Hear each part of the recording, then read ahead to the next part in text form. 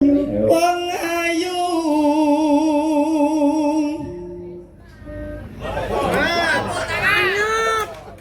lah ngono lho Pak, sicok lah gak apa-apa mesti. Ditulis nggih, ditulis kok jenenge sapa kok? Ya ditulis kaloro kae sapa guri. Oh, lah malah gawanku dhewe Mbak Titis karo Mbak Tacik kok gawan kae. Mas Titis. Oh, Mas Titis klar, masyaallah.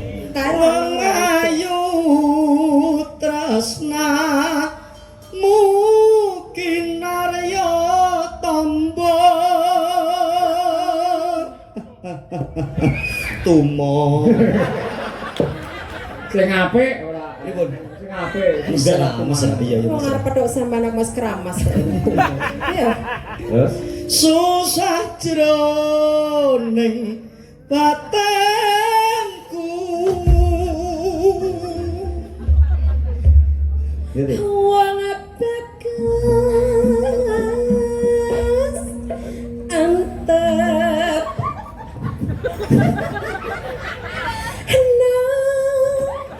rasa timu acarana kanges tresnaku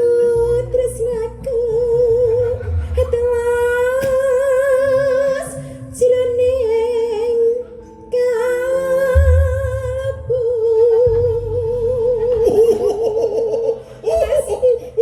apa rek apa rek kepindah apik tak cek jos sisan oke ya alhamdulillah Pak ya kurang lulur 15.000 tok ayo ngajak malah kalau genduren ngono mangkane sing ngajakne kok piye ora Mangko iki sing ajak-ajak.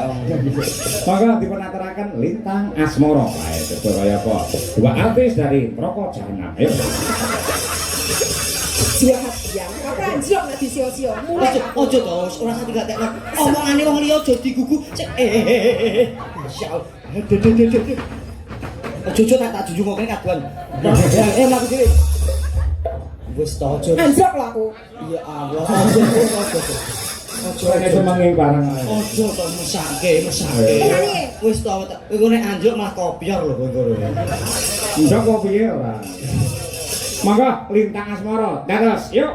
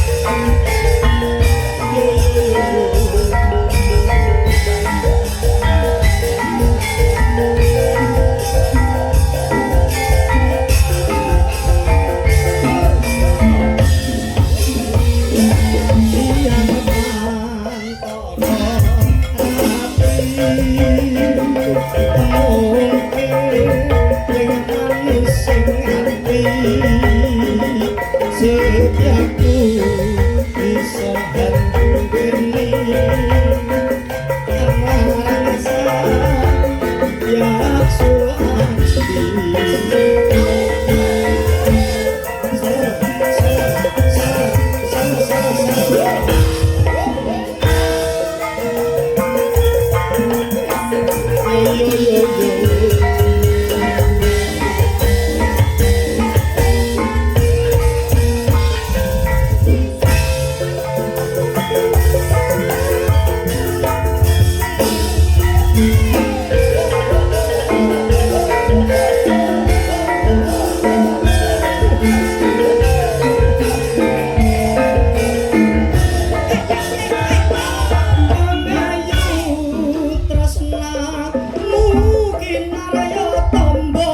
suasti